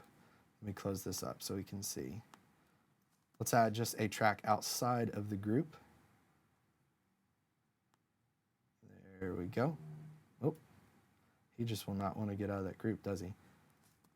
There we go. Okay, track outside of the group. Now, if I drag this outside of here, what you're going to see is it's going to load that, it's going to freeze that track, and it's going to load all the same content from that frozen track into that track, which is really, really cool. One of my favorite things as you're working on stuff. Let's run through a few automation improvements, then again, we'll take a quick break, and I have just a couple more things to come back, and we will wrap up in about 20-30 minutes here. Again, automation, we did show hide automation lanes by pressing A, which is great.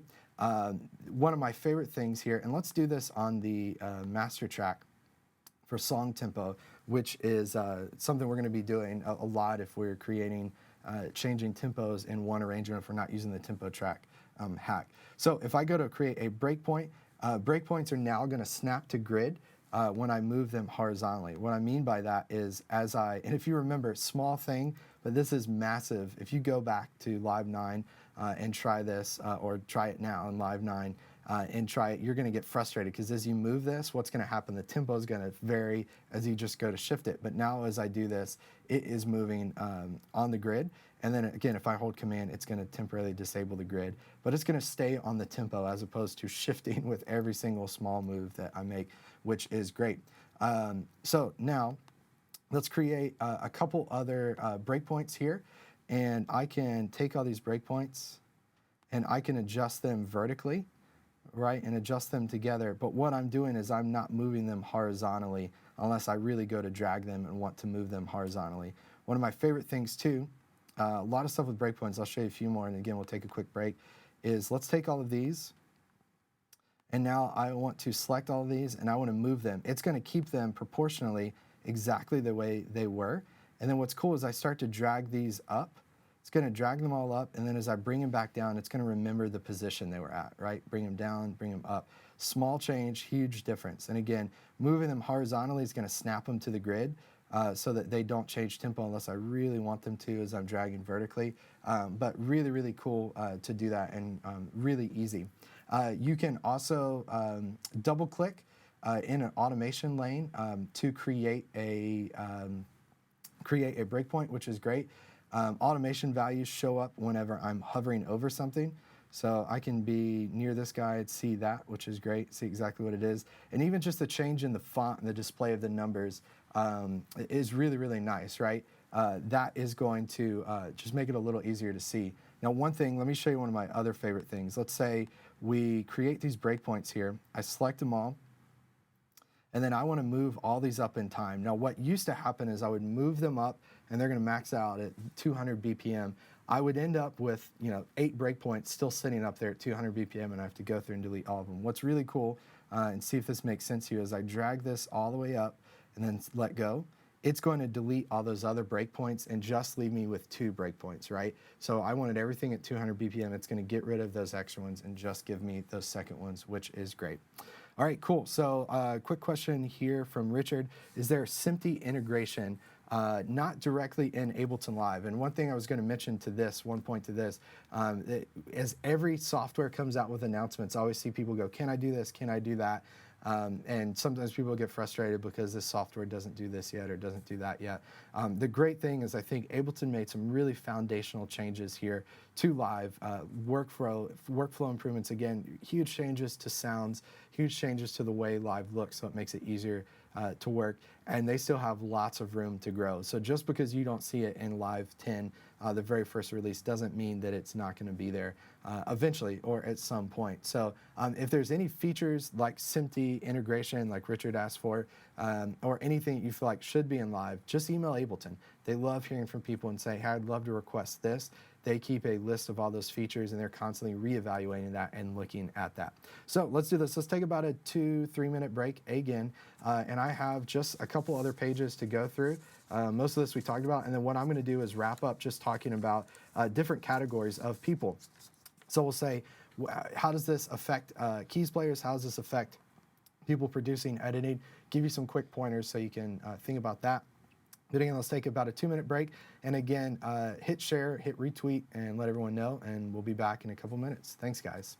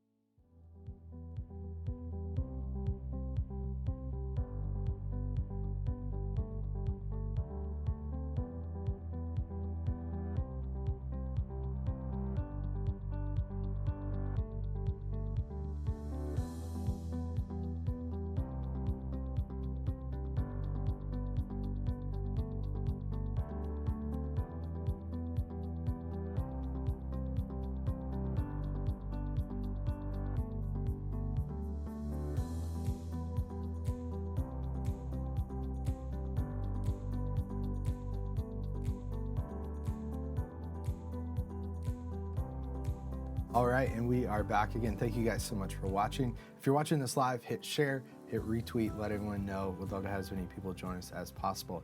If you are watching this pre-recorded, hopefully one of us has gone in and added timestamps so you know where we go. I'll try to do that once we get done to make it a little easier to watch. Everyone in the room's going, not me, I'm not doing it, but hopefully, actually I had a guy do that for a webinar. Quick pro tip, if you go to our YouTube channel right now, youtube.com, and our username is multitracks.com. That's multitracks, DOTCOM. They made fun of me years ago at NAMM for saying it that way. But you could see all our webinar replays. We did one, what was it? Was that yesterday? Yeah, yesterday on using a click track, transitioning your team to a click track, really beneficial. About 30 minutes or so, short and sweet. And then the week before that, we talked about leading effective worship team rehearsals. Talked about how you can adjust things for planning center, which is really cool. But let's keep going on Ableton Live 10, quick preview of Ableton Live. About 3 or 4 more things I want to talk about, so we're about 20 minutes out. Yeah, we'll send email, perfect. Yeah, there you go, Richard. Good choice on that. Again, if you have any questions, post those in YouTube, Facebook. We're streaming live on YouTube, Facebook, Twitter. Would love to answer your questions. Would love to say, hey, let us know where you're watching from too. All right, so let's get into it. Again, 3 things we're talking about, 3 themes we're operating from.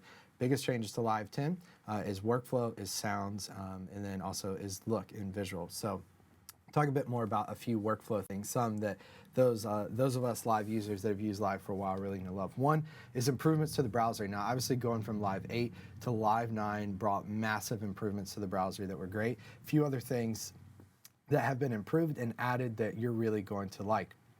So one is this concept of collections. So I can go, let's get to where you guys can see it. There we go. So with collections, we have different colors and different tags that we can add to kind of anything, so that we tag, okay, here's my favorite pad sounds, here's whatever. So you can see with this orange tag here, I went in and labeled things as pads. And anything that's labeled as that, when I click it, will show up here. So I have nothing labeled, so let's add a few labels. I can hit edit and rename. Let me get out of this guy. I could go in and rename each of these collections. I could also show or hide this, like, okay, I don't want to see these collections, hit done and they disappear. Edit, if you don't use Max for Live, you want to get rid of that. Maybe you never use the samples box, we can hit done and that disappears. So makes it super easy again to edit what shows up in our browser, which is cool. Collections are really cool though, so let's talk about that and how to tag sounds. So I can go into audio effects here, or let's go into instruments, and even better, let's go into packs. Synth Essentials, some of my favorites. Go to Synth Pad, and let's just choose one of these pads. Just anything. All right, let's try this guy. And I want to label this as a pad. So I can hit 2, and let's get to where you guys can see that. By hitting 2, I have added the second label, which is the orange label up here that says pads. And now if I go back up to pads here, that's going to, across everything, show me anything I labeled as a pad, which is cool. So again, I could go click on something, layered pad, let's hit that, we want to label that. Maybe it's a pad, but it's also a favorite, so I'm going to hit 1, and now it's going to show up in favorites and in pads, which is cool. I could go into those same sounds there, and I could right-click and choose to add this way if I wanted, or again, just click numbers, or I could clear all the colors on that. But let's make this guy a favorite pad again. So what's really cool about this is then I can go into pads, click this layered pad, or let's do ethereal by hand, and then we can play that. Has our grain delay, so it takes a little bit to catch up. Try this guy. Kind of crazy but fun sound, layered pad.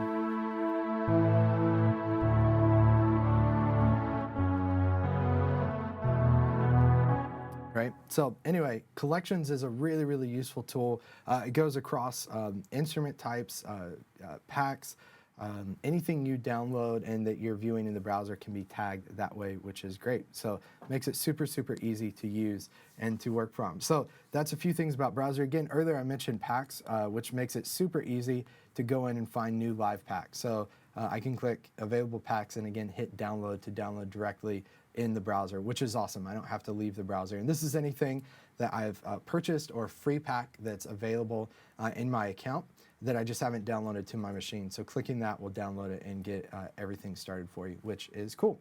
All right, so that's a look at browser. Now let's breeze through a few other workflow improvements. Before I do that, Richard has a question here. Do you know if they have done anything for the link feature, like choosing a master link in the slaves follow and don't ruin the master, if you know what I mean? Yes, Richard, I know exactly what you mean. And no, they have not. And the reason they have not, and again, I will speak, I don't know this for sure, but I can speak fairly confidently that I don't think they will ever do that. Maybe they will, but the main reason is Link is built for live performance. So I think a lot of us when Link came out thought, oh, this is a replacement for MIDI sync, right? And maybe it's a more stable MIDI sync, which we can use. Tracks machine can sync up to our keys machine, right? When I trigger something on the tracks machine, it pulls up the keys machine. That's what I kind of viewed Link to be at the beginning. It's just an easier way to do that. I can do it over Wi-Fi or connect Ethernet in to do that. But Link is really primarily built for live performance, and I mean that in the sense of everyone's in a situation, a live, electronic music performance where the bass player can change something, the guitar player can change something. For me, that's why I'm not using Link in a track playback, key playback environment, for the exact reason you said, which is I don't want my keys player to suddenly decide we're going to do this song in 120 BPM instead of 80. That could be disastrous. But built into the core of Link is that idea that anyone can change the tempo at any time, right? So for that reason, I'm not using Link a lot other than for a live kind of performance, electronic music performance environment. But good question, Richard. Simon, thanks for watching from the UK over there. Say hi to Christian. All right, let's get into it. Workflow, really, really quickly. This one is huge. For those of you that have used Live for a while, how many times have you ever gone into Live? And let's see if we can show you this. And you go to add a grain delay. You get all your effects just right. And then for some silly reason, you're not thinking. You take them all, you delete, you hit save. And let's just save this way to our desktop. And then after you save it, you go, oh, crap. I deleted all my sounds. What happens, right? The undo history is cleared. You can't do anything. Well, now, and it seems like the smallest thing where I hit Command-Z and undo, and it undoes my changes after save, right? It brings those things back, which is great. So again, small thing, major improvement, which is great. The other thing it does is it creates a backup folder of your live set. So as you work, it's going to save the last 10 versions of your set and updates. I'm sure there's some frequency you could find on Live Site that tells you when and how it does that. But that's really beneficial as you're recording. If your computer crashes, goes down, you at least have kind of auto-saved backups that you can reference and get to, which is really beneficial. The other thing too, and I don't have this on my notes, but when you're recording samples, it adds a timestamp to the recording, right? So you can see, oh, this is the one I recorded at this point. If I didn't name it right, you at least know where that is, which is great. Live sets now load samples faster, which if you have a massive live set, it's probably going to load faster. They also made a specific note in the What's New section that large live sets can be closed 5 to 10 times faster. So Christian, your live set now will close a lot faster than it used to. The other thing, and again, this is huge, if you made a lot of, used Live for producing, or even if you didn't, and you went to do something with maybe key assign, you key assign something and Live 9, and you go to hit A on your keyboard, and it wouldn't trigger, right? And the reason it wouldn't trigger is this blasted computer MIDI keyboard was just turned on, and you have to hit Command-Shift, was it Command-Shift-K, I think, to turn that off by default. Well, the beautiful thing now is computer MIDI keyboard is off by default. Again, small change, huge difference. And if you want to turn it on, all you have to do is hit M now to turn that on. So small change, huge difference again. Now let's talk about a few things related to running tracks, a few changes when we talk about running tracks in Ableton Live. The very first thing that's going to make a huge difference if you are running tracks in Ableton Live is this guy, the metronome. Again, we talked about this yesterday, transitioning to a click track using a metronome. This guy has tons of options now. So if we click this, you're going to see all those options. One, we have 3 click sounds that we can choose from. So the classic Ableton Live sound that everyone adores and loves, which sounds like this, right? We can change our click sound to click, right? Kind of a digitally click sound. We can choose woodblock. So we get an actual kind of woodblock sound. So we can change the click sound. Again, we talked about it in the webinar yesterday, the value of having a consistent click sound across all the songs in your set list. Using Live's click will allow you to do that. The other thing you could do, again, very highly requested feature is subdivisions of the click. Now, it's not done in a way that I feel like is, how can I say this most politically correct? I would prefer to be able to choose subdivisions and adjust the volumes of it. But regardless, I could still go in and say, okay, instead of quarter notes, let's do eighth notes. 1, 4, 1, right? If I disable that, just so you get an idea of it, go back to quarters, 1, 2, 3, 4. Still keeps the bar exactly the same. It's not doubling it. You have to do the tricks now. Add 8s in there, 2 and 3 and 4 and 1, right? So small change, but if you're running tracks, that is huge. That's going to help so much, the ability to change the click sound. This one is kind of cool. Doesn't matter a whole lot if we're running tracks, but the idea, especially we talked about, Richard asked earlier about live link. If you're in the situation where you're performing live, maybe with a push, and again, I'll mention too, just a general statement, I've completely excluded push and Max for Live from this discussion. So we're not even getting into the improvements with Max for Live, like being included in Ableton Live Suite, and you don't have to go get a separate download from Cycling and install that separately. It's all a part of that initial download, which is awesome. But anyway, say you're using push, you need to record something, but you don't want click playing the entire song. Enable only while recording allows you to, when you hit record, it turns the click on, you record your part, you press play again, it turns the click off if you're not recording. So just listening back, mixing your track, really easy to just automatically have the click turn on and off, which is cool. So great, great feature there again, which is neat. A couple other things that are cool. Go to the pan switch here and on our track, and I can select split stereo pan mode, which is very cool. So now what I get is I can choose where I want to pan the left side of the signal, where I want to pan the right side of the signal. So this is really beneficial. We used to, when you did like split tracks, you used to have to load utility in and choose only the right side so that you could, make it a dual mono signal and then use the click included with that. This is really beneficial to take this and say, no, I want the left side of this, which is tracks, to be on the right. The right side, I also want it to be the right, or however you want to do this. But you could tweak this and change this and say, okay, left is all the way on the left, right is all the way on the right, which is cool. Or you right click and go back to just stereo pan, which is nice. So that's really, really nice. Those of us using audio interfaces with Ableton Live will love this. I can go into the audio tab now and go into output configuration, and this is huge. I can go and name my output. So I can go here and say master out. Right, and then I can go into 1 and say master out 1, master out 2. I imagine, I assume internally they call this project Motu, so that you could rename the outputs when you use your ultralight. So if you use a Motu ultralight, you know what I'm talking about with the outputs showing up in silly ways. But now I can go in here and say, okay, master out 1 is this, master out 2 is this. This is a great tool for using Ableton Live, especially with volunteers, and they don't know exactly where to plug things in. Rename your outputs, rename your inputs, and that way when you plug in your interface, it might say 1, but you actually want that to be 4. Whatever you want to do it, call it bass, call it guitar, and you can change those names, which is great. Exporting options, Command-Shift-R gets us to our export window. Most notably, we can now export to MP3s. Again, I have no internal knowledge of this, but I imagine that has something to do with the licensing required for MP3 that expired recently, and now they included that, which is great. So we have the ability to change MP3, which is nice there. Lots of other rendering options, which is cool. I don't think there's anything else here new except for MP3. Which is nice. But anyway, we can export as MP3, so useful to drag in a file that you're going to edit and then upload to Playing Center, and you can upload as an MP3. JD asked, does that work in the master only? And so he's referring to naming outputs here.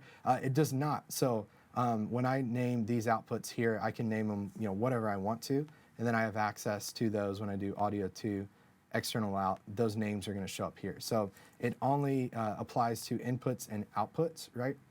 But I can name those here and select those on any track. So on audio 2, again, select external out, and then I can choose those outputs there, which is great. Good question, JD, though.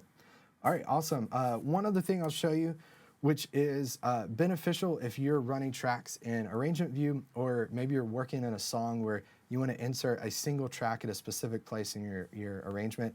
You can click right in the arrangement, put the pointer there, and then do the create file and either import a MIDI file, or if I'm in an audio track here, that's going to change to import audio. All right, and when I select that, I could just choose this guy, and that's going to load that file in immediately for me, which is awesome. And that's a long file, so it's going to take a while to buffer there. So let's open this new set. And no, don't save. Perfect. So that's really useful. Unfortunately, I was hoping when I first got this that would say like insert multiple audio tracks and allow me to drop my samples directly, multiple samples for stems directly into a set. It doesn't right now, but again, it doesn't mean it's not going to happen. Okay, so let's see if there's anything else. Just quick, few other notes here. Oh yeah, one massive thing I want to show you that I completely almost forgot about. So I could go in. This isn't it. This is one of those. I can move this fader. If I double click the fader, it jumps back up to its default state, default level, which is great. So that's really, really nice. Again, a lot of cool refinements and changes to editing and changes there, which are cool. Let's talk about a few things related to recording and producing stuff. The very first one, though, is this brand new thing called Capture, which you might have heard of and you're not really sure what this is or how it works or how you can use it. So what I'm going to do is I'm going to load in, again, just an instrument here, and let's load in a piano sound. Let's get something a little more mellow. All right, there we go. Josh asked, I missed some of the last hour integration with Lighting DMX. Josh, so nothing directly integrated with Ableton, but I would suggest use DMX's, which is a great solution for that. And Tyler, I'm going to ask him to do this live on the fly. Josh will tweet or add a link in here to a course we did on our training page. So you go to multitracks.com/training, and it is called Getting Started with Ableton and Automation. It's a free course. And in there, I show you, yeah, there we go, this guy. So Tyler's going to link that up for you. In there, I show you how to control lights using DMX's, which is a great, really affordable, cheap way to do that, as well as talking about some other things you can do, which is cool. So let's talk about Capture. I've got my piano sound loaded in here. Okay. When you go and you're in the studio and you're recording, you're working with ideas, there's kind of two mindsets you're typically working with and working from. There's the mindset of, okay, I have figured out the part, I know the part, now I need to capture the part. So what you're doing when you do that, you turn your click on and you go, I need to capture and create the best performance of that part possible. And so you know it, you record to the click, you're good to go, right? That's kind of one mindset. The other mindset is you have a basic idea of what you want to do, but you're not really sure yet. Or you're working out the part and you want to try to capture the best performance for that part, but you're not sure what it is yet. So that's where Capture comes into play. So the basic idea, basic concept here, here's my sound, right? I know I have a piano sound. I know I want some sort of piano vibe, but I'm not really sure the exact part I want. So I want to figure this out. So I'm just going to fiddle here a little bit. And actually, before I do that, this is the Capture button here. I'm going to MIDI map this. And let's put it on this control here. All right. So what I'm going to do is I've got it mapped to my controller, and I'm just going to fiddle for a little bit and see what I can come up with.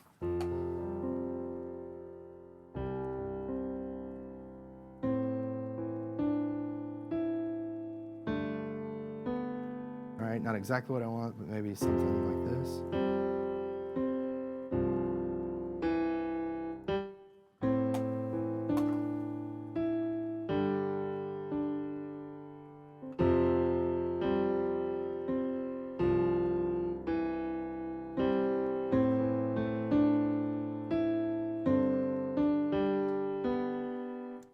Okay, and then I'm going to press, oop, did I press it? I don't think I pressed it. I'm going to press Capture there. And what you see that happened is basically what was happening is without me recording a click, without me thinking of the song, the exact part, Live is recording in the background. It's kind of like the NSA, right? They're secretly capturing all your information. Not really, sorry, Ableton. But as I'm playing a MIDI part, I'm working it out, I'm trying to figure out. Capture is running in the background, and it's capturing those MIDI notes. And what it's going to try to do is detect the tempo of whatever I was playing, around 85.50 BPM. And it's going to try to create the best loop point based on what I'm doing and capture that so that I have that idea captured. So I go record it, and then I go, Yeah, that was actually the idea I want. I press capture, as long as your button is not a latch button or toggle button like this guy, and you hit capture and it's going to capture that idea. So now I can play it. I can move the loop brace around.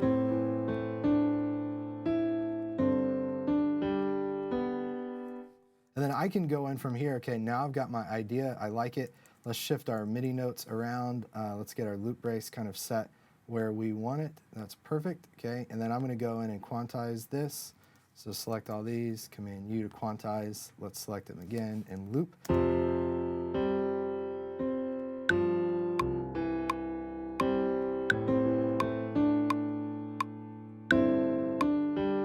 And again, I mean, Live did a pretty good job. It guessed at about 85 BPM, and I gave it no guess, no idea what I was doing.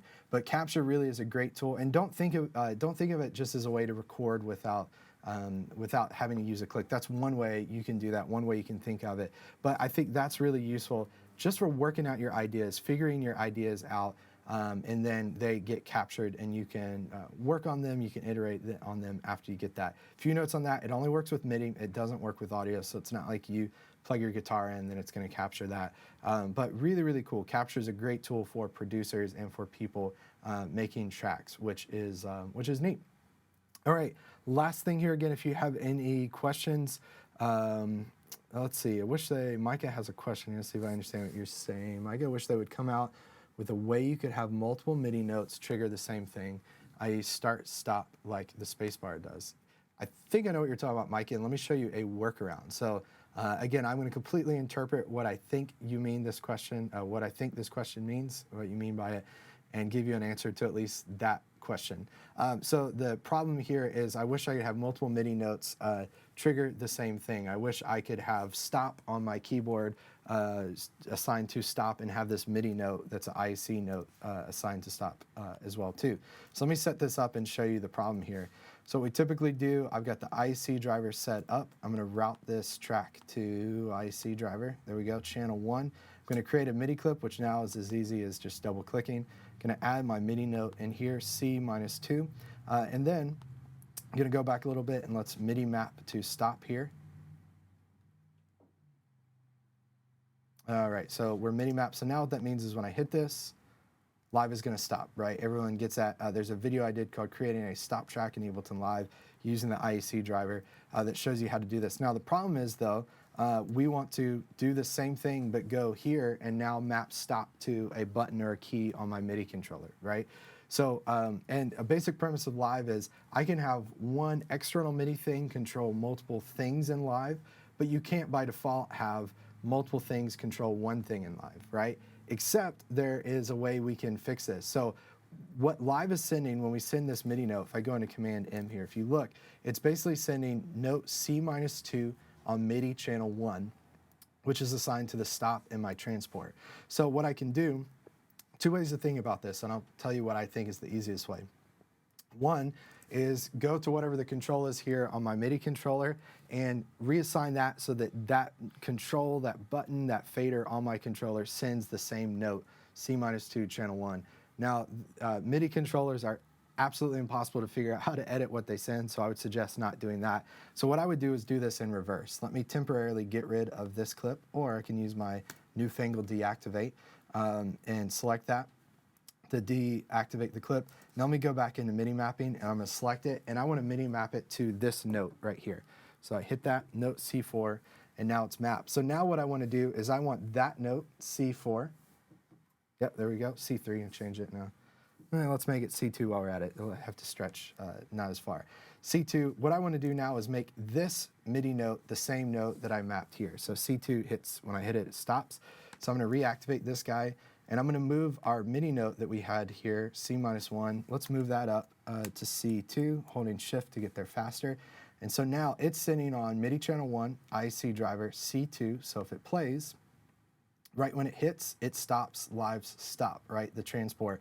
The same way if I'm playing here and I hit C-2, it stops as well too. So again, I'm not sure if that was exactly the answer you were looking for, Micah, but you can do that, which is basically just the concept. Make sure your MIDI note sends the same note as your MIDI controller. And it's best to start with the MIDI controller, assign that, then have the MIDI note send the same message, whether it's a note, CC, program change, on the same MIDI channel, which is great. Okay, so a few things I was going to run through before we are done. Again, thank you guys for hanging out. Thank you for watching if you're watching live. If you're watching after the fact, what we could do is, and again, we'll try to get in and add some show notes and timestamps so you know exactly where to go.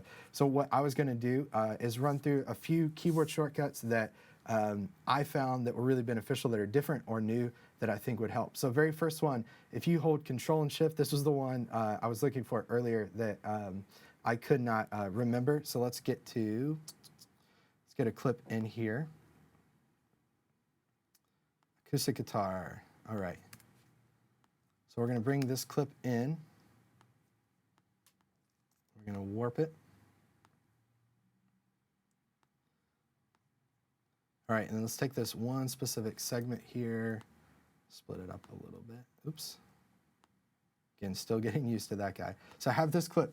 Okay, so now if I drag within this clip and I hold Alt-Shift, and this is what I was trying to show earlier if you guys were watching, I couldn't remember the keyboard shortcut. If I just do this and drag, right, that is going to move the clip on the timeline. If I do this and hold Shift, that's going to warp the click, right? You see warping the sample.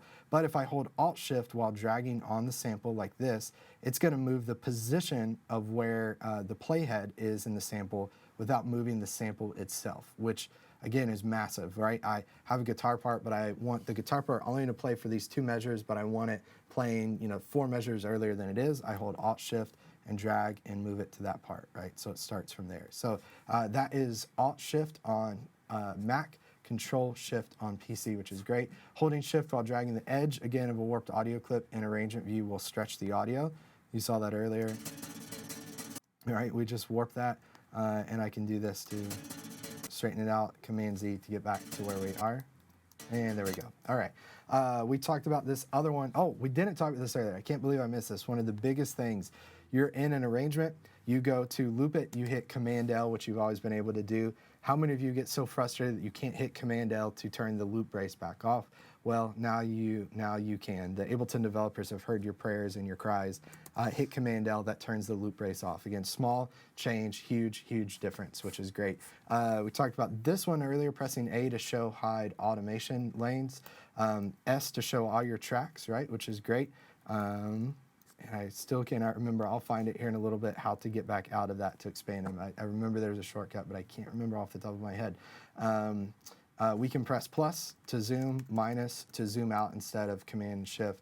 And again, M enables and disables computer MIDI keyboard, which again, by default is off, which is awesome. So, man, we made it through. That is almost 2 hours long. That's only about 1/8 of the time that we took when I talked about Ableton and Pro Presenter and lighting and video and all those fun things. So thank you guys for hanging out. Thanks for being a part of this. This has been an absolute blast. If there's something you wanted to see that's not in the video, just leave a comment on the video. We'd love to hear it. We'll either answer with an individual video. One thing I'm concerned, I'd love to hear, let me know, either doing a full write-up, kind of exhaustive from A to Z on getting started with Ableton Live 10, or maybe doing individual videos going deep on wavetables. You saw earlier when we went through Echo, I could talk for hours and hours on it, which is fantastic. So would love to do that. If yeah, it looks like there's no other questions here. But again, thank you guys so much for hanging out. A couple things I want to mention is if you are looking for, and it looks like Tyler shared this earlier, if you're looking for a great way to run tracks from within Ableton Live in a really efficient way, check out our advanced Ableton templates. And so let me see if I can open this. I'll show and share a few links here. Give me 1 second, Aaron, to get this open. Okay, well, before I even get into the advanced Ableton template, if you want any more information, just to check out Ableton Live 10, what's going on, go to the Ableton site, check out everything they have there. Not only are they great developers of apps, they're great web developers too, so they have an awesome site, great designers, just great group of people there at Ableton. But go through the site, great images, and that's an awesome Jackson guitar on the wall there. But anyway, go through, see everything they have. Really cool features, really great things on the Ableton site. If you are interested in purchasing Ableton, head to sweetwater.com. And one thing, or talk to your Sweetwater sales engineer, and they can get you set up on the discount. And I think somewhere down here on the page, yeah, so limited time offer here. One, Live 10 will be available early 2018, but you can try Live 9 now. Or you can actually purchase Live 9 right now and save 20% on Live 10 Suite. Actually, how does that work? Yeah, I guess you purchase Live 9 now and you get Live 10 Suite for free when it comes out, which is great. We get a 20% discount on that. So again, talk to Sweetwater, get a discount on that, which is awesome. A couple things I wanted to run through here real quick. Let me go to the site and show you a few things if you are an Ableton aficionado. I said that very weird. Ableton aficionado, however you say it, you know what I'm saying. A few things I want to show you. Check out our patches channel.